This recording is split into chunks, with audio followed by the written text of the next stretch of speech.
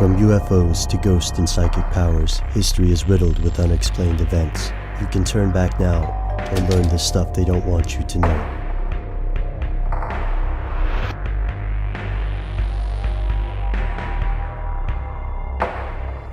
Here are the facts.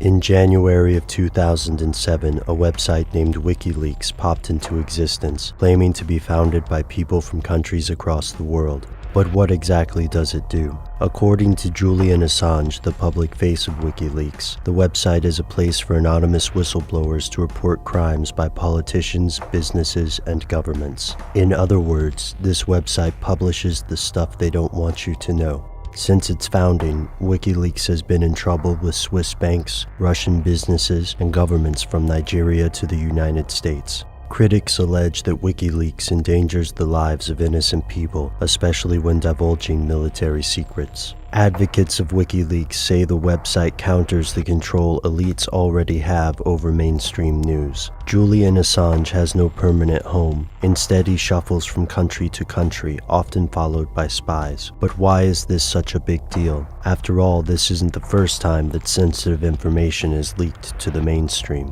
Daniel Ellsberg famously became the most dangerous man in America when he leaked the Pentagon Papers, and he's still alive. So what's different now? What exactly is Wikileaks releasing? Here's where it gets crazy.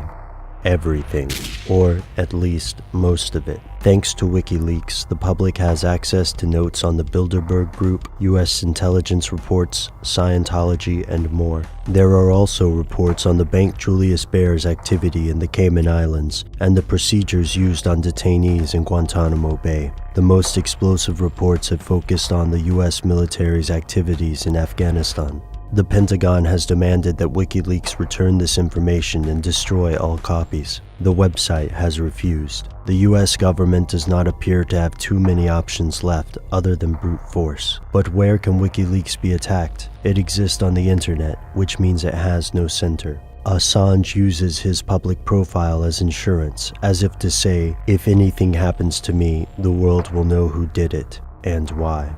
But this doesn't mean the entire mainstream has vilified Wikileaks. The Economist and several other news organizations have given Wikileaks numerous awards. In a world where whistleblowers get less and less legal protection, Wikileaks revolutionizes transparency for free.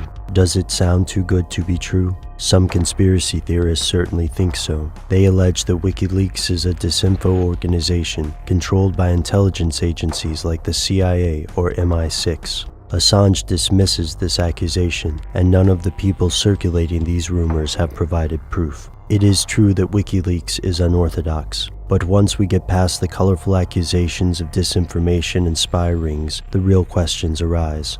How much does the public have a right to know? At one end of the spectrum, people believe that transparency endangers soldiers, destabilizes international finance, and violates the sanctity of religions. On the other hand, people believe that Wikileaks exists out of necessity. As more and more laws favor government access to private information, journalists have become unable, or in some cases unwilling, to protect their sources. The question isn't if Wikileaks will change the news, it's how.